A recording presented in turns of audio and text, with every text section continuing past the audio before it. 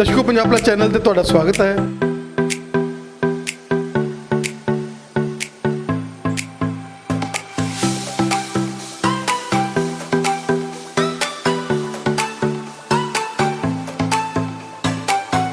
ਇਹ ਕੈਂਪ ਅਸੀਂ GS memorial ਪ੍ਰੇਮ hospital ਦੇ ਵਿੱਚ ਇਸੇ ਕਰਕੇ ਲਗਾਇਆ ਹੈ ਕਿਉਂਕਿ ਜੂਨ ਦਾ ਜਿਹੜਾ ਮਹੀਨਾ ਹੁੰਦਾ ਹੈ ਇਹ ਇੱਕ ਮਾਈਗ੍ਰੇਨ ਅਵੇਅਰਨੈਸ ਮੰਥ ਹੁੰਦਾ ਹੈ। ਸਾਰੇ ਪੰਜਾਬ ਪਲੱਸ ਦੇ ਦਰਸ਼ਕਾਂ ਨੂੰ ਇਹੀ ਰਿਕੁਐਸਟ ਕਰਾਂਗੇ ਕਿ ਪਲੀਜ਼ ਇਹਨੂੰ ਇੱਕ ਸਟਿਗਮਾ ਨਾ ਬਣਾਈਏ, ਇਹ ਸਟਿਗਮਾ ਹਟਾਈਏ। ਆਪਾਂ ਆਪਣੀ ਗੱਲ ਜੇ ਕੋਈ ਤੁਹਾਡੇ ਨੇੜੇ ਦਾ ਬੰਦਾ ਹੈਗਾ, ਕੋਈ ਤੁਹਾਡੇ ਪੇਰੈਂਟਸ ਹੈਗੇ, ਕੋਈ ਕਲੋਜ਼ ਫਰੈਂਡ ਹੈ, ਉਹਨਾਂ ਨਾਲ ਸ਼ੇਅਰ ਕਰੋ। ਜੇ ਤੁਸੀਂ ਉਹਨਾਂ ਨਾਲ ਨਹੀਂ ਸ਼ੇਅਰ ਕਰ ਸਕਦੇ ਤਾਂ ਅਸੀਂ ਤੁਹਾਡੀ ਹੈਲਪ ਦੇ ਲਈ ਇੱਥੇ ਬੈਠੇ ਹਾਂ। ਆਪਾਂ ਜਿੰਨਾ ਖੁਦ ਬੱਚੇ ਨੂੰ ਟਾਈਮ ਦੇਵਾਂਗੇ ਬੱਚਾ ਓਨਾ ਹੀ ਆਈ ਥਿੰਕ ਸਕਰੀਨ ਟਾਈਮ ਤੋਂ ਥੋੜਾ ਦੂਰ ਰਹੇਗਾ। ਮੈਂ ਇਹ ਨਹੀਂ ਕਹਿ ਰਹੀ ਕਿ ਬਿਲਕੁਲ ਜ਼ੀਰੋ ਕਰ ਦਿਓ, ਬੱਚੇ ਨੂੰ ਇੱਕ ਰਿਵਾਰਡ ਦਿਓ ਕਿ ਜੇ ਤੂੰ ਇਹ ਕੰਮ ਪੂਰਾ ਕਰੇਗਾ, ਖਾਣਾ ਖਾਏਗਾ ਫੋਰ ਐਗਜ਼ਾਮਪਲ, ਬਹੁਤ ਛੋਟਾ ਬੱਚਾ ਹੈ ਜਾਂ ਵੱਡਾ ਬੱਚਾ ਹੈ, ਤੁਸੀਂ ਹੋਮਵਰਕ ਕੰਪਲੀਟ ਕਰ ਲਓ ਤਾਂ you can watch the TV for this much of time, ਹੈ ਨਾ। You set the alarm. ਦਰਸ਼ਕੋ Punjab plus channel ਤੇ ਤੁਹਾਡਾ ਸਵਾਗਤ ਹੈ। ਹੈਡੇਕ ਸਿਰ ਦੁਖਣਾ ਜਿਹੜਾ ਕਿ ਆਪਾਂ ਬਹੁਤ ਈਜ਼ੀ ਲੈ ਜਾਂਦੇ ਵੀ ਮੇਰਾ ਸਿਰ ਦੁਖਦਾ ਯਾਰ, ਮੈਂ ਕੈਮਿਸਟ ਤੋਂ ਲੈ ਕੇ ਗੋਲੀ ਖਾ ਲਈ, ਮੈਂ ਆਹ ਲੈ ਲਿਆ, ਮੈਂ ਆਹ ਲੈ ਲਿਆ। ਅਸਲ ਦੇ ਵਿੱਚ ਜਿਹੜਾ ਸਿਰ ਦੁਖਣਾ ਹੈਗਾ ਉਹ ਕਦੇ ਨਾ ਕਦੇ ਸਕੈਟੀ ਨਾਲ ਵੀ ਸੰਬੰਧਿਤ ਹੋ ਸਕਦਾ, ਔਰ ਉਹਨੂੰ ਲੈ ਕੇ ਡਾਕਟਰ ਰਾਧਿਕਾ ਜਿਹੜੇ ਕਿ ਬਹੁਤ ਲੰਬੇ ਸਮੇਂ ਤੋਂ ਸੇਵਾ ਦੇ ਰਹੇ ਨੇ ਪ੍ਰੇਮ ਹਸਪੀਟਲ ਦੇ ਵਿੱਚ, ਅੱਜ ਉਹਨਾਂ ਨੇ ਇੱਥੇ ਸਿਰ ਦੁਖਣ ਦਾ ਔਰ ਮਾਈਗ੍ਰੇਨ ਦਾ ਜਿਹੜਾ ਹੈਗਾ ਇੱਕ ਕੈਂਪ ਲਗਾਇਆ ਹੋਇਆ ਫ੍ਰੀ। ਲੋਕ ਆ ਰਹੇ ਨੇ, ਆਪਣੀ ਕੰਸਲਟੇਸ਼ਨ ਲੈ ਕੇ ਜਾ ਰਹੇ ਨੇ। ਆਪਾਂ ਗੱਲ ਕਰਾਂਗੇ। ਡਾਕਟਰ ਸਾਹਿਬ ਸਵਾਗਤ ਹੈ ਤੁਹਾਡਾ ਸਾਡੇ ਸਪੈਸ਼ਲ ਸ਼ੋਅ 'ਚ। ਥੈਂਕ ਯੂ ਜੀ। ਪਹਿਲਾਂ ਤਾਂ ਪੰਜਾਬ ਪਲੱਸ ਦੇ ਸਾਰੇ ਦਰਸ਼ਕਾਂ ਨੂੰ ਮੇਰੇ ਵੱਲੋਂ ਪਿਆਰ ਭਰੀ ਸਤਿ ਸ਼੍ਰੀ ਅਕਾਲ। ਮੈਂ ਡਾਕਟਰ ਰਾਧਿਕਾ ਪ੍ਰੇਮ ਹਸਪੀਟਲ ਵਿੱਚ ਸਾਈਕੈਟ੍ਰਿਸਟ ਹਾਂ ਅਤੇ ਨਿਊਰੋ ਸਾਈਕੈਟਰੀ ਦਾ ਡਿਪਾਰਟਮੈਂਟ ਸੰਭਾਲ ਰਹੀ ਹਾਂ। ਜਿਵੇਂ ਕਿ ਤੁਸੀਂ ਕਿਹਾ ਸਰ, ਅੱਜ ਅਸੀਂ ਕੈਂਪ ਲਗਾਇਆ ਹੈ। ਇਹ ਕੈਂਪ ਅਸੀਂ GS ਮੈਮੋਰੀਅਲ ਪ੍ਰੇਮ ਹਸਪੀਟਲ ਦੇ ਵਿੱਚ ਇਸੇ ਕਰਕੇ ਲਗਾਇਆ ਹੈ ਕਿਉਂਕਿ ਜੂਨ ਦਾ ਜਿਹੜਾ ਮਹੀਨਾ ਹੁੰਦਾ ਹੈ ਇਹ ਇੱਕ ਮਾਈਗ੍ਰੇਨ ਅਵੇਅਰਨੈਸ ਮੰਥ ਹੁੰਦਾ ਹੈ।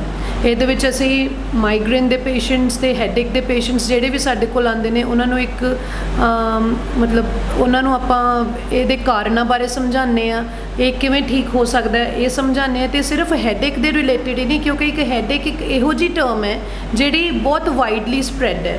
ਆਪਣੇ ਲਈ ਬਹੁਤ ਛੋਟੀ ਚੀਜ਼ ਹੈ, ਜਿਵੇਂ ਤੁਸੀਂ ਕਿਹਾ ਕਿ ਆਪਾਂ ਹਰ ਬੰਦਾ ਹੀ, ਆਪਾਂ ਘਰ ਦੇ ਵਿੱਚ ਵੀ ਦੇਖੀਏ ਹਰ ਦੂਸਰੇ ਤੀਸਰੇ ਦਿਨ ਆਪਾਂ ਖੁਦ ਵੀ ਕਦੇ ਇਹ ਵਰਡ ਯੂਜ਼ ਕਰ ਦਿੰਦੇ ਹਾਂ। ਬਾਹਰੋਂ ਧੁੱਪਿਓਂ ਆਏ ਨਾ, ਬਹੁਤ ਜ਼ਿਆਦਾ ਗਰਮੀ 'ਚੋਂ ਆਏ, ਕੰਮ ਥੋੜ੍ਹਾ ਵੱਧ ਕਰ ਲਿਆ, ਕੋਈ ਛੋਟਾ ਮੋਟਾ ਆਰਗੂਮੈਂਟ ਹੋ ਗਿਆ ਕਿਸੇ ਨਾਲ ਨਾ, ਬੱਚੇ ਨੇ ਥੋੜ੍ਹਾ ਵੱਧ ਪਰੇਸ਼ਾਨ ਕਰ ਦਿੱਤਾ, ਜਾਂ ਕਿਸੇ ਨਾਲ ਹੋਰ ਬਾਹਰ ਕੋਈ ਮਾੜੀ ਚੰਗੀ ਗੱਲ ਹੋ ਗਈ ਕਿ ਵੀ ਅੱਜ ਮੇਰਾ ਸਿਰ ਬਹੁਤ ਦੁਖ ਰਿਹਾ, ਸਿਰ ਮੇਰਾ ਭਾਰਾ ਹੋ ਗਿਆ, ਸਿਰ ਦੇ ਵਿੱਚੋਂ ਸੇਕ ਨਿਕਲ ਰਿਹਾ। ਅਤੇ ਇਹ ਇੱਕ ਇਹੋ ਜਿਹੀ ਟਰਮ ਹੈ ਜਿਹੜੀ ਕਈ ਤਰ੍ਹਾਂ ਦੀਆਂ ਬਿਮਾਰੀਆਂ ਦਰਸਾਉਂਦੀ ਹੈ।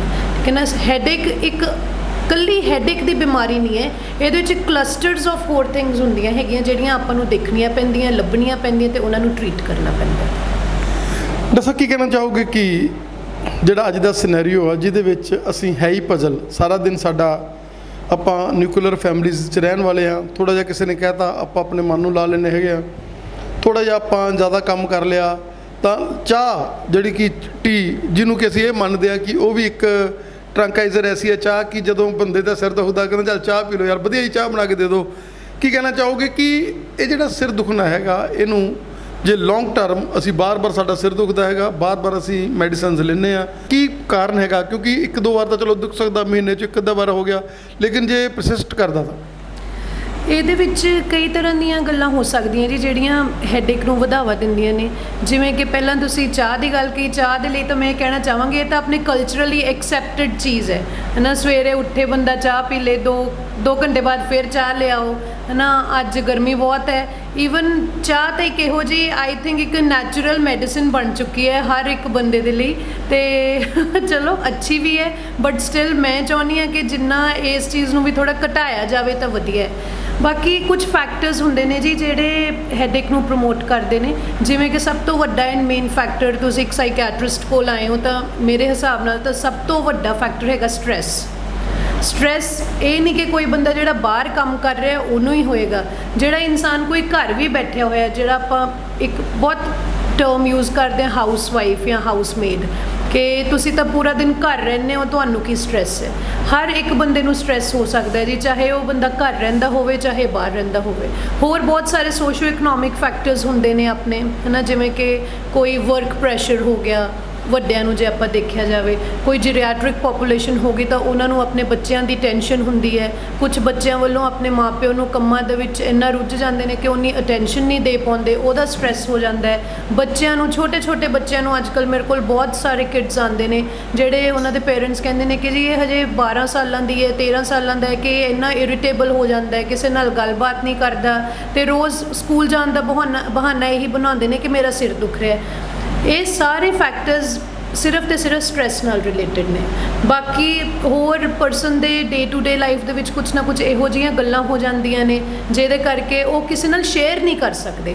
ਤੇ ਮੈਂ ਤਾਂ ਸਾਰੇ ਪੰਜਾਬ ਪਲੱਸ ਦੇ ਦਰਸ਼ਕਾਂ ਨੂੰ ਇਹੀ ਰਿਕੁਐਸਟ ਕਰਾਂਗੀ ਕਿ ਪਲੀਜ਼ ਇਹਨੂੰ ਇੱਕ ਸਟਿਗਮਾ ਨਾ ਬਣਾਈਏ, ਇਹ ਸਟਿਗਮਾ ਹਟਾਈਏ। ਆਪਾਂ ਆਪਣੀ ਗੱਲ, ਜੇ ਕੋਈ ਤੁਹਾਡੇ ਨੇੜੇ ਦਾ ਬੰਦਾ ਹੈਗਾ, ਕੋਈ ਤੁਹਾਡੇ ਪੇਰੈਂਟਸ ਹੈਗੇ, ਕੋਈ ਕਲੋਜ਼ ਫਰੈਂਡ ਹੈ, ਉਹਨਾਂ ਨਾਲ ਸ਼ੇਅਰ ਕਰੋ। ਜੇ ਤੁਸੀਂ ਉਹਨਾਂ ਨਾਲ ਨਹੀਂ ਸ਼ੇਅਰ ਕਰ ਸਕਦੇ ਤਾਂ ਅਸੀਂ ਤੁਹਾਡੀ ਹੈਲਪ ਦੇ ਲਈ ਇੱਥੇ ਬੈਠੇ ਹਾਂ।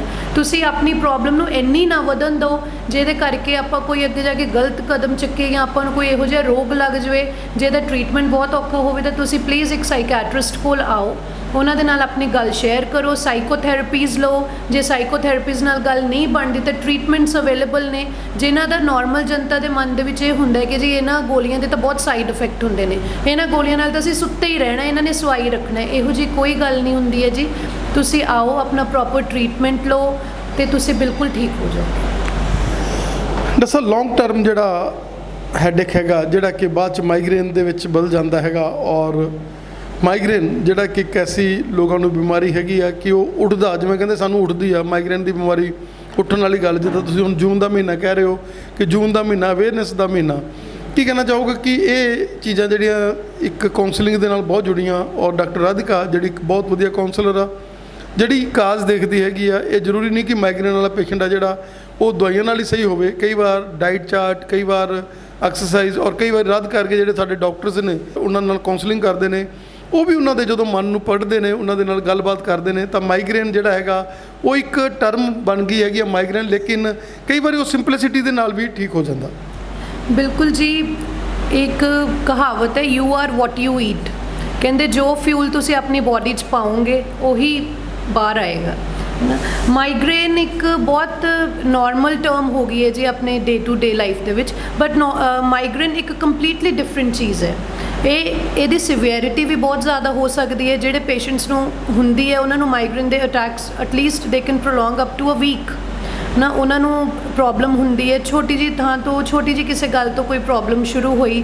ਮਾਈਗ੍ਰੇਨ ਦੇ ਵਿੱਚ ਜੋ ਸਿੰਪਟਮਸ ਧਿਆਨ 'ਚ ਰੱਖਣ ਵਾਲੇ ਨੇ, ਤੁਸੀਂ ਵੀ ਧਿਆਨ ਨਾਲ ਸੁਣੋ ਤੇ ਆਪਣੇ ਨੇੜੇ ਦੇ ਲੋਕਾਂ ਦੇ ਵਿੱਚ ਜੇ ਕਿਸੇ ਨੂੰ, ਕੋਈ ਰਿਸ਼ਤੇਦਾਰਾਂ ਨੂੰ, ਫਰੈਂਡਸ ਨੂੰ ਇਹ ਪ੍ਰੋਬਲਮ ਹੋ ਰਹੀ ਹੈ ਤਾਂ ਸਾਨੂੰ ਜ਼ਰੂਰ ਕੰਟੈਕਟ ਕਰੋ। ਮਾਈਗ੍ਰੇਨ ਦੇ ਵਿੱਚ ਯੂਨੀਲੈਟਰਲ ਹੈਡੇਕ ਹੁੰਦੀ ਹੈ। ਪੇਸ਼ੈਂਟ ਤੁਹਾਨੂੰ ਆ ਕੇ ਸਭ ਤੋਂ ਪਹਿਲਾਂ ਸਾਨੂੰ ਇਹੀ ਗੱਲ ਕਹਿੰਦੇ ਜੀ ਮੇਰਾ ਹਿੱਸਾ ਬਸ ਇੱਕੋ ਪਾਸੇ ਦਾ ਦੁਖਦਾ, ਸਿਰ ਇੱਕੋ ਸਾਈਡ ਤੋਂ ਦੁਖਦਾ, ਚਾਹੇ ਉਹ ਲੈਫਟ ਸਾਈਡ ਤੋਂ ਹੋਵੇ, ਰਾਈਟ ਸਾਈਡ ਤੋਂ ਹੋਵੇ, ਤੇ ਅੱਖ ਦੇ ਵਿੱਚ ਇੰਨਾ ਦਰਦ ਹੁੰਦਾ ਹੈ ਉਸ ਪਾਸੇ ਕਿ ਐਵੇਂ ਲੱਗਦਾ ਕਿ ਮੇਰੀ ਅੱਖ ਬਾਹਰ ਆ ਜਾਣੀ ਹੈ। ਠੀਕ ਹੈ ਜੀ।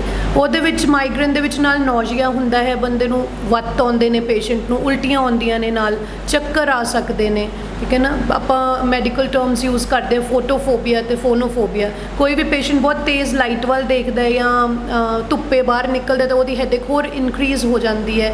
ਬਹੁਤ ਉੱਚੀ ਆਵਾਜ਼ ਸੁਣਦਾ ਹੈ, ਕੁਝ ਲੋਕਾਂ ਦੇ ਘਰ ਜਾਂ ਆਫਿਸ ਜੇ ਰੋਡ ਦੇ ਸਾਈਡ 'ਤੇ ਨੇ ਤਾਂ ਹਾਰਨ ਉੱਚੀ ਸੁਣਦੇ ਨੇ ਤਾਂ ਉੱਚੀ ਆਵਾਜ਼ ਦੇ ਨਾਲ ਉਹਨਾਂ ਦੀ ਹੈਡੇਕ ਹੋਰ ਵੱਧ ਜਾਂਦੀ ਹੈ। ਇਹ ਕੁਝ ਸਿੰਪਟਮਸ ਨੇ ਜਿਹੜੇ ਮਾਈਗ੍ਰੇਨ ਦੇ ਹੁੰਦੇ ਨੇ। ਇਹਦੇ ਵਿੱਚ ਸਲੀਪ ਪੇਸ਼ੈਂਟ ਦੀ ਬਹੁਤ ਡਿਸਟਰਬ ਹੋ ਜਾਂਦੀ ਹੈ, ਐਪੇਟਾਈਟ ਉਹਦੀ ਘਟ ਜਾਂਦੀ ਹੈ ਕਿਉਂਕਿ ਉਹ ਆਪਣੀ ਹੈਡੇਕ ਤੋਂ ਇੰਨਾ ਪਰੇਸ਼ਾਨ ਹੋ ਜਾਂਦਾ, ਇੰਨੀ ਥ੍ਰੋਬਿੰਗ ਹੈਡੇਕ ਹੁੰਦੀ ਹੈ ਕਿ ਕਿਸੇ ਵੇਲੇ ਉਹਨਾਂ ਦੀ ਸਹਿਣ ਤੋਂ ਬਾਹਰ ਹੁੰਦੀ ਹੈ।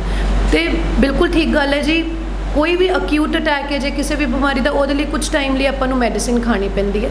ਪਰ ਸਾਈਕੋਥੈਰੇਪੀ ਜਾਂ ਕਾਉਂਸਲਿੰਗ ਜਿਹਨੂੰ ਆਪਾਂ ਕਹਿੰਦੇ ਹਾਂ ਉਹ ਵੀ ਬਹੁਤ ਮੈਟਰ ਕਰਦੀ ਹੈ ਕਿਉਂਕਿ ਆਪਾਂ ਉਹਦੇ ਲਾਈਫ ਸਟਾਈਲ ਚੇਂਜਸ ਲਿਆਉਣੇ ਹੁੰਦੇ ਆ। ਜਿੰਨਾ ਪੇਸ਼ੈਂਟ ਆਪਣਾ ਲਾਈਫ ਸਟਾਈਲ ਚੇਂਜਸ ਲਿਆਉਂਦਾ ਹੈਗਾ, ਸਾਡੇ ਕਹਿਣ ਦੇ ਮੁਤਾਬਿਕ ਉਹਦੇ ਡਾਈਟਰੀ ਚੇਂਜਸ ਹੁੰਦੇ ਨੇ, ਤਾਂ ਡੈਫੀਨੇਟਲੀ ਇਸ ਚੀਜ਼ ਵਿੱਚ ਫਰਕ ਪੈਂਦਾ ਹੈ, 100% ਪੈਂਦਾ ਹੈ। ਤਾਂ ਤੁਸੀਂ ਇਹ ਗੱਲ ਕੀਤੀ ਕਿ ਅੱਜ ਤੁਸੀਂ ਕਿਸੇ ਨਾ ਕਿਸੇ ਨਾਲ ਆਪਣੇ ਦੁੱਖ ਸ਼ੇਅਰ ਕਰੋ, ਪਰ ਜਿਹੜਾ ਜ਼ਮਾਨਾ, ਇਹ ਕਲਯੁਗ ਦਾ ਜ਼ਮਾਨਾ ਐਸਾ ਆ ਚੁੱਕਿਆ ਕਿ ਜਿਹਦੇ ਨਾਲ ਤੁਸੀਂ ਸ਼ੇਅਰ ਕਰਦੇ ਹੋ ਉਹੀ ਤੁਹਾਨੂੰ ਮੁੜ ਕੇ ਇੰਟਰਪਟ ਕਰਦਾ ਹੈਗਾ, ਉਹ ਫਿਰ ਤੁਹਾਨੂੰ ਉਹਨਾਂ ਚੀਜ਼ਾਂ ਦੇ ਮਿਹਣੇ ਮਾਰਦਾ। ਕੀ ਕਹਿਣਾ ਚਾਹੋਗੇ ਕਿ ਤੁਸੀਂ ਇੱਕ ਬੁੱਕ ਲਗਾ ਲਓ, ਤੁਸੀਂ ਉਹਦੇ ਉੱਤੇ ਲਿਖ ਲਓ, ਡਾਇਰੀ ਦੇ ਵਿੱਚ ਲਿਖਣਾ ਸ਼ੁਰੂ ਕਰ ਦਿਓ, ਡਾਇਰੀ 'ਚ ਲਿਖ ਕੇ ਤੁਸੀਂ ਆਪ ਇੰਟਰਵੀਨ ਕਰੋ ਉਹਨੂੰ। ਅਗਰ ਤੁਹਾਡਾ ਕੋਈ ਨਹੀਂ ਤੁਹਾਨੂੰ ਮਿਲਦਾ, ਜਾਂ ਤੁਹਾਡੇ ਮੰਮੀ ਪਾਪਾ ਜਿਨ੍ਹਾਂ ਨਾਲ ਤੁਸੀਂ ਪਿਆਰ ਕਰਦੇ ਹੋ, ਜਾਂ ਤੁਹਾਡਾ ਕੋਈ ਫਰੈਂਡ ਹੈ ਜਿੱਥੇ ਤੁਹਾਨੂੰ ਬਿਲਕੁਲ ਕੌਨਫੀਡੈਂਸ ਹੈਗਾ, ਉਹਦੇ ਨਾਲ ਤਾਂ ਆਪਾਂ ਸ਼ੇਅਰ ਕਰ ਹੀ ਸਕਦੇ ਹੈਗੇ ਹਾਂ। ਔਰ ਖੁਸ਼ੀ ਦੇ ਨਾਲ ਕੋਈ ਆਪਣੇ ਆਪ ਨੂੰ, ਮਨ ਨੂੰ ਚੇਂਜ ਕਰਕੇ ਬਿਲਕੁਲ ਸਹੀ ਗੱਲ ਹੈ ਜੀ। ਤੁਹਾਡੇ ਬੈਸਟ ਗਾਰਡੀਅਨ ਤੁਹਾਡੀ ਫੈਮਿਲੀ ਹੈ।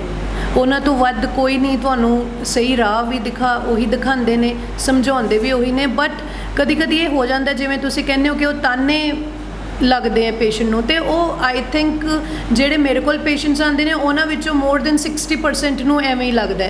ਕੋਈ ਨਸ਼ੇ ਛੱਡਣ ਵਾਲੇ ਪੇਸ਼ੈਂਟਸ ਹੁੰਦੇ ਆ ਜਿਹੜੇ ਮੇਰੇ ਕੋਲ ਬੱਚੇ ਆਉਂਦੇ ਨੇ, ਜਾਂ ਈਵਨ ਜਿਹੜੇ ਕੋਈ ਡਿਪਰੈਸ਼ਨ ਦੇ ਪੇਸ਼ੈਂਟਸ ਹੁੰਦੇ ਨੇ, ਉਹ ਕਹਿੰਦੇ ਕਿ ਸਾਨੂੰ ਪੂਰਾ ਦਿਨ ਤਾਨੇ ਹੀ ਮਾਰਦੇ ਰਹਿੰਦੇ ਨੇ ਕਿ ਤੂੰ ਇੱਦਾਂ ਕੀਤਾ, ਤੂੰ ਉੱਦਾਂ ਕੀਤਾ, ਤੂੰ ਉੱਠਦਾ ਨਹੀਂ, ਤੂੰ ਕੰਮ 'ਤੇ ਨਹੀਂ ਜਾਂਦਾ। ਬਟ ਮੈਂ ਇਸ ਚੀਜ਼ ਵੱਲੋਂ ਉਹਨਾਂ ਨੂੰ ਵੀ ਇਹੀ ਸਮਝਾਉਂਦੀ ਹਾਂ ਅਤੇ ਹੁਣ ਵੀ ਇਹੀ ਕਹਿਣਾ ਚਾਹੁੰਦੀ ਹਾਂ ਕਿ ਜੇ ਪੇਰੈਂਟਸ ਨੈਗੇਟਿਵਲੀ ਉਦੋਂ ਕਹਿੰਦੇ ਵੀ ਨੇ ਤਾਂ ਉਹ ਸਿਰਫ ਆਪਣਾ ਤੁਹਾਡਾ ਪੋਜ਼ੀਟਿਵ ਆਊਟਕਮ ਦੇਖਣ ਲਈ ਕਹਿੰਦੇ ਨੇ, ਕਿਉਂਕਿ ਉਹਨਾਂ ਦੇ ਮਨ 'ਚ ਇੰਨਾ ਡਰ ਬੈਠ ਚੁੱਕਿਆ ਹੁੰਦਾ ਕਿ ਮੇਰਾ ਬੱਚਾ ਇਹ ਕਿਉਂ ਨਹੀਂ ਕਰ ਰਿਹਾ। ਮੇ ਬੀ ਉਹਨਾਂ ਦਾ ਵੀ ਜਿਹੜਾ ਸੋਸ਼ਲ ਗਰੁੱਪ ਹੈ ਉਸ ਤੋਂ ਉਹ ਵੀ ਡਰਦੇ ਨੇ ਕਿ ਵੀ ਉਹਨਾਂ ਦਾ ਬੱਚਾ, ਉਹ ਕੰਪੈਰੀਜ਼ਨ ਹੋ ਜਾਂਦਾ ਕਿ ਉਹ ਦੂਸਰੇ ਦਾ ਬੱਚਾ ਤਾਂ ਭੱਜਿਆ ਫਿਰਦਾ, ਇਹ ਉੱਠਦਾ ਨਹੀਂ, ਇਹ ਨਸ਼ੇ ਕਰਦਾ ਹੈ। ਤਾਂ ਮੈਂ ਇਹੀ ਰਿਕੁਐਸਟ ਕਰਨਾ ਚਾਹੁੰਦੀ ਹਾਂ ਕਿ ਇੱਕ ਫੈਮਿਲੀ ਸਪੋਰਟ ਬਹੁਤ ਜ਼ਰੂਰੀ ਹੈ। ਸਾਈਕੈਟਰੀ ਦੇ ਪੇਸ਼ੈਂਟਸ ਨੂੰ ਇੱਕ ਸਪੋਰਟ ਦੀ ਬਹੁਤ ਜ਼ਰੂਰਤ ਹੁੰਦੀ ਹੈ। ਜੇ ਆਪਾਂ ਉਹਨਾਂ ਨੂੰ ਸਹੀ ਸਪੋਰਟ ਦਈਏ ਤਾਂ ਉਹ ਪੇਸ਼ੈਂਟ ਬਹੁਤ ਈਜ਼ੀਲੀ ਆਪਣੀ ਕਿਸੇ ਵੀ ਬਿਮਾਰੀ 'ਚੋਂ ਬਾਹਰ ਆ ਜਾਂਦੇ ਨੇ, ਵੈਦਰ ਇਟ ਵੀ ਡਿਪਰੈਸ਼ਨ ਹੋਵੇ, ਕੋਈ ਐਂਗਜ਼ਾਇਟੀ ਹੋਵੇ, ਜਾਂ ਚਾਹੇ ਕੋਈ ਨਸ਼ਾ ਛੱਡਣ ਵਾਲੇ ਪੇਸ਼ੈਂਟਸ ਹੋਣ, ਉਹਨਾਂ ਨੂੰ ਇੱਕ ਸਪੋਰਟ ਦੀ ਬਹੁਤ ਜ਼ਿਆਦਾ ਜ਼ਰੂਰਤ ਹੁੰਦੀ ਹੈ। ਤਾਂ ਸਰ ਕੀ ਕਹਿਣਾ ਚਾਹੋਗੇ ਕਿ ਅੱਜ ਲੋਕਾਂ ਨੂੰ ਆਪਣੇ ਜਿਹੜੇ ਅੱਜ ਯੰਗ ਬਲੱਡਡ ਆ ਬੜਾ ਪ੍ਰੈਸ਼ਰ ਰੱਖਦੇ ਆ, ਪੀਅਰ ਪ੍ਰੈਸ਼ਰ, ਹਾਏ ਉਹਨੂੰ ਕੀ ਲੱਗੂਗਾ, ਹਾਏ ਪਾਪਾ ਉਹਨੂੰ ਕੀ ਸੋਚਣਗੇ, ਔਰ ਉਹਨੂੰ ਦੇਖ ਕੇ ਕਿ ਤੁਸੀਂ ਬ੍ਰਾਂਡਡ ਨਹੀਂ ਹੈ, ਤੁਸੀਂ ਇੱਦਾਂ ਨਹੀਂ ਪਾਪਾ ਇਉਂ ਨਹੀਂ ਕਰਨਾ, ਤੁਸੀਂ ਘੜੀ ਵਧੀਆ ਬਣਨੀ ਹੈ, ਨਹੀਂ ਪਾਪਾ ਇੱਦਾਂ ਨਹੀਂ। ਕੀ ਕਹਿਣਾ ਚਾਹੋਗੇ ਕਿ ਸਾਨੂੰ ਸਾਡੇ ਬੱਚਿਆਂ ਨੂੰ ਇੱਕ ਥੋੜ੍ਹੀ ਜਿਹੀ ਮਹਾਰਤ ਹੋਣੀ ਚਾਹੀਦੀ ਹੈ ਕਿ ਸਾਡੇ ਬਜ਼ੁਰਗਾਂ ਨੇ ਬੜੀਆਂ ਮਿਹਨਤਾਂ ਕੀਤੀਆਂ ਨੇ, ਉਹਨਾਂ ਦਾ ਲਾਈਫ ਸਟਾਈਲ ਜਿਹੜਾ ਹੈਗਾ ਉੱਦਾਂ ਦਾ ਹੈਗਾ। ਸਾਨੂੰ ਪ੍ਰੈਸ਼ਰਾਂ 'ਚ ਨਹੀਂ ਰਹਿਣਾ ਚਾਹੀਦਾ, ਨਾ ਪੀਅਰ ਪ੍ਰੈਸ਼ਰ 'ਚ ਰਹਿਣਾ ਚਾਹੀਦਾ ਕਿ ਅਗਰ ਅਸੀਂ ਕਹਿੰਦੇ ਕਿ ਸਟੱਡੀ ਦੇ ਵਿੱਚ ਸਾਡੇ ਮਾਰਕਸ ਘੱਟ ਆ ਗਏ ਤਾਂ ਸਾਨੂੰ ਲਾਈਟਲੀ ਲੈਣੀ ਚਾਹੀਦੀ ਹਰੇਕ ਗੱਲ। ਕੋਈ ਗੱਲ ਨਹੀਂ, ਅਗਲੀ ਵਾਰ ਵੱਧ ਆ ਜਾਣਗੇ। ਇੰਨੇ ਪ੍ਰੈਸ਼ਰਾਂ 'ਚ ਹੋ ਕੇ ਅੱਜ ਦੇਖੋ ਕਿ ਲੋਕ ਸੁਸਾਈਡਸ ਕਰੀ ਜਾਂਦੇ ਨੇ। ਉਹਨਾਂ ਨੂੰ ਲੱਗਦਾ ਕਿ ਅਗਰ ਅਸੀਂ ਕਿਸੇ ਦਾ ਨਾਮ ਲਿਖ ਜਾਂਦੇ ਹਾਂ ਸੁਸਾਈਡ ਕਰਦੇ ਹੋਏ ਤਾਂ ਉਹ ਬੰਦੇ ਜਿਹੜੇ ਟੰਗੇ ਜਾਣਗੇ, ਉਹ ਬੰਦੇ ਤਾਂ ਟੰਗੇ ਜਾਣ, ਲੇਕਿਨ ਤੁਸੀਂ ਤਾਂ ਆਪਣੀ ਜੀਵਨ ਲੀਲਾ ਔਰ ਆਪਣੇ ਆਪ ਦੇ ਸਾਰਿਆਂ ਤੋਂ ਜਿਹੜਾ ਹੈਗਾ ਸਭ ਕੁਝ ਖੋ ਬੈਠੇ ਹੋ। ਕੀ ਕਹਿਣਾ ਚਾਹੋਗੇ ਕਿ ਪ੍ਰੈਸ਼ਰਸ ਆ ਜਿਹੜੇ we should release the pressures? Definitely, but ਮੈਂ ਇਹ ਵੀ ਕਹਿਣਾ ਚਾਹਾਂਗੀ ਜੀ, ਹਰ ਇਨਸਾਨ ਦਾ ਇੱਕ ਆਪਣਾ ਥ੍ਰੈਸ਼ਹੋਲਡ ਹੁੰਦਾ ਹੈ। ਜਿਵੇਂ ਆਪਾਂ ਪੇਨ ਦਾ ਕਹਿੰਦੇ ਹਾਂ, ਕਿਸੇ ਬੰਦੇ ਨੂੰ ਕੋਈ ਮਾੜੀ ਜੀ ਚੁੰਡੀ ਵੱਡੀ ਤੇ ਕੋਈ ਫਰਕ ਨਹੀਂ ਪੈਂਦਾ, ਕਿਸੇ ਨੂੰ ਥੋੜੀ ਜੀ ਚੁੰਡੀ ਵੱਡੀ ਤੇ ਉਹਦੇ ਲਈ ਉਹ ਇੱਕ ਪਹਾੜ ਹੋ ਜਾਂਦਾ ਹੈ ਕਿ ਮੈਨੂੰ ਬਹੁਤ ਦਰਦ ਹੋਇਆ, ਮੇਰੇ ਚੁੰਡੀ ਵੱਡੀ ਗਈ ਹੈ ਨਾ। ਇਸੇ ਤਰ੍ਹਾਂ ਆਪਣਾ ਜਿਹੜਾ ਮੈਂਟਲ ਸਟੇਟਸ ਹੁੰਦਾ ਉਹ ਕੰਮ ਕਰਦਾ ਹੈ। ਆਪਣੇ ਬ੍ਰੇਨ ਦੇ ਵਿੱਚ ਕਈ ਤਰ੍ਹਾਂ ਦੇ ਕੈਮੀਕਲਸ ਹੁੰਦੇ ਨੇ, ਹੈ ਨਾ, ਉਹ ਹਰ ਬੰਦੇ ਦੇ ਨੇਚਰ ਤੇ ਬਿਹੇਵੀਅਰ ਉਹਦੇ ਤੇ ਡਿਪੈਂਡ ਕਰਦਾ, ਕੋਗਨੀਸ਼ਨ ਪੇਸ਼ੈਂਟ ਦੀ ਉਹਦੇ ਤੇ ਡਿਪੈਂਡ ਕਰਦੀ ਹੈ। ਕੁਛ ਪੇਸ਼ੈਂਟਸ ਦੇ ਲਈ ਕੋਈ ਛੋਟੀ ਮੋਟੀ ਘਟਨਾ ਵਾਪਰ ਗਈ, ਉਹ ਡਜ਼ ਨਾਟ ਮੈਟਰ, ਉਹ ਉਸ ਤੋਂ ਮੂਵ ਔਨ ਹੋ ਜਾਂਦੇ ਨੇ, ਹੈ ਨਾ। ਇਹ ਸਭ ਚੀਜ਼ਾਂ ਹੁੰਦੀਆਂ ਮੇਰੇ ਹਿਸਾਬ ਨਾਲ ਅਪਬ੍ਰਿੰਗਿੰਗ ਦੇ ਹਿਸਾਬ ਨਾਲ, ਹੈ ਨਾ। ਆਪਾਂ ਕਿੰਨਾ ਬੱਚੇ ਨੂੰ ਸੋਸ਼ਲੀ ਐਕਸਪੋਜ਼ ਕੀਤਾ ਹੈ ਅਤੇ ਕਿੰਨਾ ਉਹਨੂੰ ਠੀਕ ਤਰ੍ਹਾਂ ਨਾਲ ਠੀਕ ਰਾਹ 'ਤੇ ਸਮਝਾਇਆ। ਜੇ ਆਪਾਂ ਇੱਕ ਪੀਕ ਹੁੰਦਾ ਹੈ ਜੀ, ਦੇਖੋ ਜੇ ਕੋਈ ਆਪਾਂ ਇੱਕ ਐਗਜ਼ਾਮਪਲ ਲੈਂਦੇ ਹਾਂ, ਇੱਕ ਬੱਚਾ ਹੈ ਜਿਹੜਾ ਫ਼ੋਨ ਲੈ ਕੇ ਬੈਠਾ ਹੈ, ਛੋਟਾ ਬੱਚਾ ਹੈ, ਉਹਨੂੰ ਕੁਝ ਨਹੀਂ ਪਤਾ, ਉਹ ਫ਼ੋਨ ਲੈ ਕੇ ਬੈਠਾ ਹੈ ਅਤੇ ਉਹ ਬਿਲਕੁਲ ਰੁੱਝਿਆ ਹੋਇਆ ਫ਼ੋਨ ਦੇ ਵਿੱਚ। ਜੇ ਆਪਾਂ ਜਾ ਕੇ ਇੱਕਦਮ ਉਹਦਾ ਫ਼ੋਨ ਪਕੜ ਲਾਂਗੇ ਤਾਂ ਉਹਦਾ ਆਊਟਬਰਸਟ ਹੋਣਾ ਹੈ। ਉਸ ਟਾਈਮ 'ਤੇ ਉਹ ਆਪਣੇ ਟੈਂਟਰਮ ਥਰੋ ਕਰਨ ਦੀ ਪੀਕ 'ਤੇ ਹੈ। ਜੇ ਉਸ ਵੇਲੇ ਆਪਾਂ ਉਹਨੂੰ ਕੁਝ ਸਮਝਾਵਾਂਗੇ, ਉਹਨੂੰ ਕੁਝ ਵੀ ਸਮਝ ਨਹੀਂ ਆਉਣਾ। ਆਪਾਂ ਜੋ ਮਰਜ਼ੀ ਬੋਲੀ ਜਾਈਏ ਕਿ ਤੇਰੇ ਲਈ ਠੀਕ ਨਹੀਂ ਹੈ, ਤੇਰੀ ਆਈਸਾਈਟ ਵੀਕ ਹੋ ਜਾਏਗੀ ਨਾ, ਬੇਟਾ ਆਹ ਚੀਜ਼ ਨਹੀਂ ਦੇਖਣੀ, ਐਵੇਂ ਨਹੀਂ ਕਰਨਾ। ਉਸ ਵੇਲੇ ਉਹਦਾ ਮਾਈਂਡ ਸ਼ਟ ਹੈ ਤੁਹਾਡਾ, ਤੁਸੀਂ ਜੋ ਮਰਜ਼ੀ ਕਹਿ ਦਿਓ, he will not understand anything. ਤਾਂ ਇਹੀ ਮੈਂ ਸਮਝਾਉਣਾ ਚਾਹੁੰਦੀ ਕਿ ਉਹ ਜਿਹੜਾ ਇੱਕ ਟਾਈਮ ਹੁੰਦਾ ਉਸ ਵੇਲੇ, ਜਿਹੜਾ ਮੈਂ ਪਹਿਲਾਂ ਵੀ ਵਰਡ ਬਦਲਿਆ ਕਿ ਇੱਕ ਫੈਮਿਲੀ ਸਪੋਰਟ, ਫੈਮਿਲੀ ਪੁਸ਼ ਜਿਹੜਾ ਹੁੰਦਾ ਉਹ ਉਸ ਵੇਲੇ ਦਿਓ ਜੇ ਇਸ ਵੇਲੇ ਬੱਚਾ ਜਾਂ the next person is able to listen what you are saying।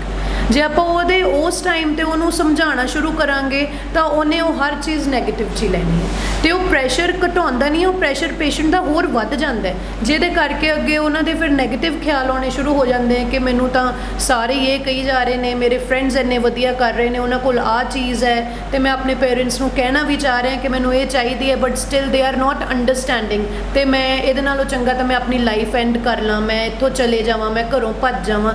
ਤਾਂ ਮੈਂ ਇਹ ਕਹਿਣਾ ਚਾਹੁੰਦੀ ਹਾਂ ਕਿ ਜਿਹੜਾ ਉਹ ਪੀਕ ਹੈਗਾ ਇਰੀਟੇਬਿਲਿਟੀ ਦਾ, ਇਰੀਟੇਬਲ ਪੀਕ ਜਿਹੜਾ ਉਹਨੂੰ ਥੋੜ੍ਹਾ ਵੇਨ ਆਫ ਹੋਣ ਦੀ ਹੈ। ਉਸ ਤੋਂ ਬਾਅਦ ਆਪਾਂ ਬੱਚੇ ਨੂੰ ਜਾਂ ਆਪਣੇ ਨੈਕਸਟ ਪਰਸਨ ਨੂੰ ਸਮਝਾਉਣ ਦੀ ਕੋਸ਼ਿਸ਼ ਕਰੀਏ। ਦਰਸ਼ਕੋ, ਡਾਕਟਰ ਰਾਧਿਕਾ ਜੀ ਆਪਣੇ ਨਾਲ ਬਣੇ ਹੋਏ ਨੇ, ਔਰ ਦੱਸੋ ਕੀ ਕਹਿਣਾ ਚਾਹੋਗੇ ਕਿ ਅਗਰ ਉਹਨਾਂ ਦੀ ਮੈਂਟੈਲਿਟੀ ਚੇਂਜ ਕਰ ਦਿੱਤੀ ਜਾਵੇ, ਉਹਨਾਂ ਨੂੰ ਕੋਈ ਨਾ ਕੋਈ, ਜਿੱਦਾਂ ਛੋਟੇ ਬੱਚਿਆਂ ਦੀ ਤੁਸੀਂ ਗੱਲ ਕਹੀ ਆ, ਉਹਨਾਂ ਵਾਸਤੇ ਕੋਈ ਨਾ ਕੋਈ ਐਸੀਆਂ ਚੀਜ਼ਾਂ, ਐਸੀਆਂ ਗੇਮਸ, ਜਾਂ ਅਸੀਂ ਉਹਨੂੰ ਆਪਣੇ ਟੀਵੀਆਂ ਦੇ ਉੱਪਰ ਇੱਕ ਵੱਡੀ ਸਕਰੀਨ, ਕਿਉਂਕਿ ਛੋਟੀ ਸਕਰੀਨ ਤੇ ਵੱਡੀ ਸਕਰੀਨ ਦਾ ਬੜਾ ਫਰਕ ਹੈਗਾ, ਉਹਦੇ ਉੱਤੇ ਕਿ ਉਹਨਾਂ ਦਾ ਇੰਟਰਟੇਨਮੈਂਟ ਦਾ ਸਾਧਨ ਬਣਾ ਕੇ ਕਿ ਇਨਸਟੈਡ ਕਿ ਤੁਹਾਡੇ ਵਾਲੀ ਗੱਲ ਹੈ ਵੀ ਜਦੋਂ ਇੱਕਦਮ ਮੋਬਾਈਲ ਖੋਵਾਂਗੇ ਤਾਂ ਉਹਨਾਂ ਨੂੰ ਗੁੱਸਾ ਆਵੇਗਾ। ਅਗਰ ਉਹਨਾਂ ਦੀ ਕੰਸੈਂਟਰੇਸ਼ਨ ਚੇਂਜ ਕਰਾਂਗੇ, ਆਓ ਚਲੀਏ ਆਪਾਂ ਖੇਲਣ, ਛੁੱਟੀਆਂ ਦੇ ਦਿਨ ਅੱਜ ਕੱਲ੍ਹ ਆਪਾਂ ਛੁੱਟੀਆਂ 'ਚ ਉਹਨਾਂ ਨੂੰ ਬੱਚਿਆਂ ਨੂੰ ਪਾਰਕ 'ਚ ਲੈ ਗਏ, ਹੋਰ ਕਰ ਗਏ, ਜਿਹਦੇ ਨਾਲ ਉਹਨਾਂ ਨੂੰ ਅਮਿਊਜ਼ਮੈਂਟ ਹੋ ਗਿਆ। ਉਹਨਾਂ ਦੇ ਫਰੈਂਡਾਂ ਨੂੰ ਆਪਾਂ ਕਹਿ ਦੋਸਤ 2-4 ਉਹਨਾਂ ਦੇ ਇਕੱਠੇ ਕਰ ਲਏ, ਉਹਨਾਂ ਤੋਂ ਆਪਾਂ ਅੱਕੇ ਨਹੀਂ, ਕਿਉਂਕਿ ਆਮ ਤੌਰ 'ਤੇ ਲੇਡੀਜ਼ ਆ ਜਿਹੜੀਆਂ ਉਹ ਪ੍ਰੈਸ਼ਰ 'ਚ ਆ ਜਾਂਦੀਆਂ ਜਦੋਂ ਕਿਸੇ ਦਾ ਬੱਚੇ ਆ ਜਾਂਦੇ ਘਰੇ, ਤਾਂ ਇਹਨਾਂ ਦੇ ਵਿੱਚ ਮਤਲਬ ਉਹਨਾਂ ਨੂੰ ਚੇਂਜ ਹੋ ਕੇ ਵੀ ਇਕੱਠੇ ਹੋ ਖੇਲਣ। ਬਿਲਕੁਲ ਠੀਕ ਗੱਲ ਹੈ ਜੀ। ਬੱਚਿਆਂ ਨੂੰ ਐਂਟਰਟੇਨਮੈਂਟ ਤਾਂ ਚਾਹੀਦੀ ਹੈ, ਬਿਕਾਜ਼ ਟੀਵੀ ਵੀ ਉਹਨਾਂ ਨੇ ਜ਼ਰੂਰ ਦੇਖਣਾ ਹੈ। ਮੈਂ ਇਹ ਨਹੀਂ ਕਹਿੰਦੀ ਕਿ ਟੀਵੀ ਤੋਂ ਜਾਂ ਫੋਨ ਤੋਂ ਕੁਝ ਗਲਤ ਚੀਜ਼ਾਂ ਹੀ ਬੱਚੇ ਸਿੱਖਦੇ ਨੇ, ਬੱਚੇ ਬਹੁਤ ਅੱਛੀਆਂ ਚੀਜ਼ਾਂ ਵੀ ਸਿੱਖਦੇ ਨੇ। ਅੱਜ ਕੱਲ੍ਹ ਦੇ ਬੱਚੇ ਦੇ ਆਰ ਸੋ ਐਕਟਿਵ ਕਿ ਮੈਨੂੰ ਲੱਗਦਾ ਕਿ ਉਹ ਪ੍ਰੀ ਸਕੂਲ ਜਾਣ ਤੋਂ ਪਹਿਲਾਂ ਹੀ with the help of TV ਜਾਂ ਫੋਨ ਉਹ ਆਪਣਾ ਬੇਸਿਕ ਚੀਜ਼ਾਂ ਜਿਵੇਂ ABC, ਕਲਰਸ, ਕਾਊਂਟਿੰਗ ਉਹ ਸਿੱਖ ਜਾਂਦੇ। ਮੇਰੇ ਕੋਲ ਬਹੁਤ ਛੋਟੇ ਬੱਚੇ ਆਉਂਦੇ ਨੇ, ਪੇਰੈਂਟਸ ਜਿਨ੍ਹਾਂ ਦੇ ਲੈ ਕੇ ਆਉਂਦੇ ਨੇ, ਉਹ ਈਵਨ ਇਨ ਆਟਿਸਟਿਕ ਕਿਡਸ ਵੀ ਉਹ ਬਹੁਤ ਹੈਲਪ ਵੀ ਕਰਦੀਆਂ ਨੇ ਇਹ ਚੀਜ਼ਾਂ। ਬਟ ਜਿਹੜੀ ਇੱਕ ਫਿਜ਼ੀਕਲ ਐਕਟੀਵਿਟੀ ਹੈ ਉਹ ਬਹੁਤ ਇੰਪੋਰਟੈਂਟ ਹੈ। ਜੇ ਆਪਾਂ ਇਹ ਸੋਚੇ ਕਿ ਮੈਂ ਕੰਮ ਕਰਨਾ ਹੈ ਨਾ, ਤਾਂ ਮੈਂ ਬੇਟੇ ਨੂੰ ਫੋਨ ਦੇ ਕੇ ਬਿਠਾ ਦਾਂ, ਟੀਵੀ ਚਲਾ ਦਾਂ, but that is not doing any good to the kid. ਉਹਦੇ ਲਈ ਨਵੀਆਂ ਤੋਂ ਨਵੀਆਂ ਐਕਟੀਵਿਟੀਜ਼ ਲੈ ਕੇ ਆਓ with age, as per age. ਬਹੁਤ ਸਾਰੀਆਂ ਐਕਟੀਵਿਟੀਜ਼, ਗੇਮਸ ਹੁੰਦੀਆਂ, ਬੱਚੇ ਜਿਹਨੂੰ ਪਰਸੀਵ ਕਰਦੇ ਨੇ, ਉਹ ਖੇਡਣਾ ਚਾਹੁੰਦੇ ਨੇ ਨਾ, ਉਹਨਾਂ ਨੂੰ ਆਪਾਂ ਅੱਜ ਕੱਲ੍ਹ ਤਾਂ ਛੁੱਟੀਆਂ ਚੱਲ ਰਹੀਆਂ, ਜਿਵੇਂ ਤੁਸੀਂ ਕਿਹਾ ਸਮਰ ਕੈਂਪਸ ਇੰਨੇ ਲੱਗੇ ਹੋਏ ਨੇ, ਸਵਿਮਿੰਗ ਕਲਾਸਿਸ, ਡਾਂਸ, ਪੇਂਟਿੰਗ। ਇਹ ਜ਼ਰੂਰੀ ਨਹੀਂ ਕਿ ਆਪਾਂ ਬਾਹਰ ਜਾ ਕੇ ਕਰਾਉਣਾ, ਆਪਾਂ ਘਰ ਵੀ ਕਰਾ ਸਕਦੇ ਹਾਂ। ਬਸ ਉਹਦੇ ਵਿੱਚ ਇਹ ਹੈ ਕਿ ਆਪਾਂ ਨੂੰ ਖੁਦ ਦਾ ਟਾਈਮ ਬੱਚੇ ਦੇ ਵਿੱਚ ਇਨਵੈਸਟ ਕਰਨਾ ਪਏਗਾ। ਆਪਾਂ ਜਿੰਨਾ ਖੁਦ ਬੱਚੇ ਨੂੰ ਟਾਈਮ ਦੇਵਾਂਗੇ, ਬੱਚਾ ਓਨਾ ਹੀ ਆਈ ਥਿੰਕ ਕਿ ਸਕਰੀਨ ਟਾਈਮ ਤੋਂ ਥੋੜ੍ਹਾ ਦੂਰ ਰਹੇਗਾ। ਮੈਂ ਇਹ ਨਹੀਂ ਕਹਿ ਰਹੀ ਕਿ ਬਿਲਕੁਲ ਜ਼ੀਰੋ ਕਰ ਦਿਓ, ਬੱਚੇ ਨੂੰ ਇੱਕ ਰਿਵਾਰਡ ਦਿਓ ਕਿ ਜੇ ਤੂੰ ਇਹ ਕੰਮ ਪੂਰਾ ਕਰੇਗਾ, ਖਾਣਾ ਖਾਏਗਾ, ਫੋਰ ਐਗਜ਼ਾਮਪਲ ਬਹੁਤ ਛੋਟਾ ਬੱਚਾ ਹੈ ਜਾਂ ਵੱਡਾ ਬੱਚਾ ਹੈ, ਤੁਸੀਂ ਹੋਮਵਰਕ ਕੰਪਲੀਟ ਕਰ ਲਓ ਤਾਂ you can watch the TV for this much of time, ਹੈ ਨਾ। You set the alarm set ਕਰੋ ਕਿ ਇੰਨੀ ਦੇਰ ਦੇ ਲਈ ਤੁਸੀਂ ਆਹ ਕੰਮ ਕਰ ਸਕਦੇ ਹੋ, ਸੋ ਦੈਟ ਉਹ ਬੱਚੇ ਦਾ ਮਾਈਂਡ ਮੇਕਅਪ ਹੋਇਆ ਕਿ ਵੀ ਇੰਨੇ ਟਾਈਮ 'ਤੇ ਮੈਂ ਇਹ ਕੰਮ ਕਰਨਾ ਹੈਗਾ। ਬਟ ਮੈਂ ਚਾਹੁੰਦੀ ਹਾਂ ਕਿ ਅੱਜ ਕੱਲ੍ਹ ਆਊਟਡੋਰ ਐਕਟੀਵਿਟੀਜ਼ ਬੱਚਿਆਂ ਦੀਆਂ ਬਹੁਤ ਘੱਟ ਗਈਆਂ, ਅਤੇ ਆਪਾਂ ਸਾਰੇ ਪੇਰੈਂਟਸ ਮਿਲ ਕੇ ਪਲੀਜ਼ ਉਸ ਚੀਜ਼ ਨੂੰ ਮੋਟੀਵੇਟ ਕਰੀਏ, ਪੁਸ਼ ਕਰੀਏ ਤਾਂ ਕਿ ਬੱਚੇ ਬਾਹਰ ਜਾਣ, ਉਹਨਾਂ ਦਾ ਸੋਸ਼ਲ ਸਰਕਲ ਇਨਕਰੀਜ਼ ਹੋਵੇ। ਕਿਉਂਕਿ ਇੰਟਰਨੈਟ ਦੇ ਕਰਕੇ, ਟੀਵੀਜ਼ ਦੇ ਕਰਕੇ ਬੱਚੇ ਅੱਜ ਕੱਲ੍ਹ ਆਈਸੋਲੇਟ ਹੋ ਗਏ ਨੇ, ਉਹ ਘਰ ਹੀ ਬੈਠੇ ਪੂਰਾ ਦਿਨ ਆਪਣਾ ਟੀਵੀ ਤੇ ਫੋਨ ਤੇ ਲੱਗੇ ਰਹਿੰਦੇ। ਬਟ ਆਈ ਵੁੱਡ ਇਨਸਿਸਟ ਕਿ ਆਪਾਂ ਬੱਚਿਆਂ ਨੂੰ ਬਾਹਰ ਲੈ ਕੇ ਜਾਈਏ, ਉਹਨਾਂ ਦੀਆਂ ਕੁਝ ਐਕਟੀਵਿਟੀਜ਼ ਕਰਵਾਈਏ ਤਾਂ ਕਿ ਉਹ ਸੋਸ਼ਲੀ ਜ਼ਿਆਦਾ ਐਕਸਪੋਜ਼ ਹੋਣ, so that they can explore new things ਕਿ ਉਹ ਕੀ ਕਰ ਸਕਦੇ ਨੇ। ਦਰਸ਼ਕੋ, ਡਾਕਟਰ ਰਾਧਿਕਾ ਜੀ ਜਿਹੜੇ ਮੈਂਟਲ ਹੈਲਥ ਦੇ ਇੱਕ ਬਹੁਤ ਵਧੀਆ ਡਾਕਟਰ ਨੇ। ਅਗਰ ਤੁਹਾਨੂੰ ਕੋਈ ਵੀ ਤਰ੍ਹਾਂ ਦੀ ਕਿਸੇ ਦੇ ਨੇ ਮਾਈਗ੍ਰੇਨ ਦੀ ਪ੍ਰੋਬਲਮ ਹੈ, ਤੁਹਾਡਾ ਸਿਰ ਦੁਖਦਾ, ਤੁਸੀਂ ਚਾਈਲਡ ਸੈਕਟਰੀ ਲਈ ਮਿਲਣਾ ਚਾਹੁੰਦੇ ਹੋ, ਤੁਹਾਡਾ ਡਿਪਰੈਸ਼ਨ ਦੀ ਤੁਹਾਨੂੰ ਪ੍ਰੋਬਲਮ ਹੈਗੀ ਆ, ਤਾਂ ਤੁਸੀਂ ਇਹ ਨਾ ਸੋਚੋ ਕਿ ਡਿਪਰੈਸ਼ਨ ਦੀਆਂ ਦਵਾਈਆਂ ਨਾਲ ਅਸੀਂ ਮੋਟੇ ਹੋ ਜਾਵਾਂਗੇ। ਅੱਜ ਕੱਲ੍ਹ ਦਵਾਈਆਂ ਬਹੁਤ ਨਈਆਂ ਆ ਗਈਆਂ ਜਿਹਦੇ ਨਾਲ ਤੁਹਾਡੇ ਸਿਹਤ 'ਤੇ ਕੋਈ ਫਰਕ ਨਹੀਂ ਪੈਂਦਾ ਗਾ। ਔਰ ਡਾਕਟਰ ਸਾਹਿਬ ਕੋਲੇ ਤਾਂ ਬਹੁਤ ਹੀ ਬੈਸਟ ਤੋਂ ਬੈਸਟ ਥੈਰੇਪੀਜ਼, ਬੈਸਟ ਤੋਂ ਬੈਸਟ ਮੈਡੀਸਨਸ। ਇੱਕ ਵਾਰੀ ਜ਼ਰੂਰ ਆਓ, ਨਾ ਸੋਚੋ ਕਿ ਅਸੀਂ ਕੈਮਿਸਟ 'ਤੇ ਜਾ ਕੇ ਸਾਡੀ ਬੇਇੱਜ਼ਤੀ ਹੁੰਦੀ ਆ। ਦਿਸ ਇਜ਼ ਡਿਜ਼ੀਜ਼, ਇੱਕ ਤਰ੍ਹਾਂ ਦੀ ਬਿਮਾਰੀ ਹੈ ਡਿਪਰੈਸ਼ਨ। ਨਾ ਸੋਚੋ ਕਿ ਸਾਨੂੰ ਕੌਣ ਕੀ ਸੋਚੂਗਾ ਵੀ ਇਹਨਾਂ ਦੀ ਨੂੰਹ ਨੂੰ ਇਹ ਹੋ ਗਿਆ, ਇਹਨਾਂ ਦੇ ਪੁੱਤ ਨੂੰ ਇਹ ਹੋ ਗਿਆ ਜਾਂ ਮੈਨੂੰ ਇਹ ਹੋ ਗਿਆ। Don't think like that. ਆਪਣੇ ਆਪ ਨੂੰ ਪ੍ਰੈਸ਼ਰਾਂ 'ਚੋਂ ਨਿਕਲੋ। ਅਗਰ ਤੁਸੀਂ ਪ੍ਰੈਸ਼ਰਾਂ 'ਚ ਰਹਿੰਦੇ ਹੋ ਤਾਂ ਚੀਜ਼ਾਂ ਤੁਹਾਡੀਆਂ ਵਧਣਗੀਆਂ। ਅਗਰ ਤੁਸੀਂ ਪ੍ਰੈਸ਼ਰ ਛੱਡੋਗੇ ਔਰ ਕਿਸੇ ਵਧੀਆ ਸਾਈਕਲਿਸਟ ਕੋਲੇ ਆਓਗੇ, ਉਹਦੇ ਨਾਲ ਆਪਣੇ ਚੀਜ਼ਾਂ ਸ਼ੇਅਰ ਕਰੋਗੇ, ਨਹੀਂ ਸ਼ਰਮੋਗੇ, ਫਿਰ ਕਹੋਗੇ ਵੀ ਇਹ ਮੈਂ ਤਾਂ ਪ੍ਰੇਮ ਕੋਲੇ ਆਇਆ ਸੀ, ਡਾਕਟਰ ਕੋਲੇ, ਵੀ ਮੈਂ ਰਾਧਿਕਾ ਕੋਲੇ ਨਹੀਂ ਆਇਆ ਸੀਗਾ। ਅਰੇ ਇਹਨਾਂ ਚੀਜ਼ਾਂ ਤੋਂ ਥੋੜ੍ਹਾ ਜਿਹਾ ਨਿਜਾਤ ਪਾਓ, ਪ੍ਰੈਸ਼ਰਾਂ ਤੋਂ। ਆਪਣੇ ਆਪ ਨੂੰ ਥੋੜ੍ਹਾ ਜਿਹਾ ਇਸ ਚੀਜ਼ ਤੋਂ ਬਦਲੋ। ਔਰ ਡਾਕਟਰ ਰਾਧਿਕਾ ਸਾਡੇ ਨਾਲ ਬੈਠੇ ਨੇ, ਇਹਨਾਂ ਕੋਲ ਤੁਸੀਂ ਆ ਸਕਦੇ ਹੋ। ਇਹਨਾਂ ਟਾਈਮ ਲੈ ਕੇ ਤੁਸੀਂ ਫੋਨ ਨੰਬਰ ਨੀਚੇ ਚੱਲ ਸਕਦੇ ਆ, ਕਦੋਂ ਮਰਜ਼ੀ ਮਿਲ ਸਕਦੇ ਹੋ। ਔਨਲਾਈਨ ਵੀ ਜਿਹੜੇ ਲੋਕ ਕੈਨੇਡਾ ਦੇ ਵਿੱਚ ਸਾਡੇ ਚੈਨਲ ਦੇ ਮਾਧਿਅਮ ਦੇ ਹੀ ਬਾਬਾ ਦੇ ਨੈਟਵਰਕ ਦੇ IPTV ਤੇ ਦੇਖ ਰਹੇ ਨੇ ਕੈਨੇਡਾ ਵਾਲੇ ਲੋਕ, ਉਹ ਵੀ ਅਗਰ ਉਹਨਾਂ ਦੇ ਬੱਚੇ ਵੀ ਉੱਥੇ ਉਹਨਾਂ ਨੂੰ ਤੰਗ ਕਰ ਰਹੇ ਨੇ, ਪਰੇਸ਼ਾਨੀ ਹੈ, ਤਾਂ ਡਾਕਟਰ ਸਾਹਿਬ ਔਨਲਾਈਨ ਵੀ ਤੁਹਾਡੇ ਸਾਈਕਲਿਸਟ ਨੇ, ਔਨਲਾਈਨ ਵੀ ਤੁਸੀਂ ਇਹਨਾਂ ਨਾਲ ਕਾਉਂਸਲਿੰਗ ਦਾ ਜਿਹੜਾ ਹੈਗਾ ਟਾਈਮ ਲੈ ਸਕਦੇ ਹੋ। ਡਾਕਟਰ ਸਾਹਿਬ, ਤੁਹਾਡਾ ਸਾਨੂੰ ਸਮਾਂ ਦੇਣ ਦੇ ਲਈ ਬਹੁਤ ਬਹੁਤ ਧੰਨਵਾਦ। ਥੈਂਕ ਯੂ ਜੀ, ਥੈਂਕ ਯੂ ਸੋ ਮਚ।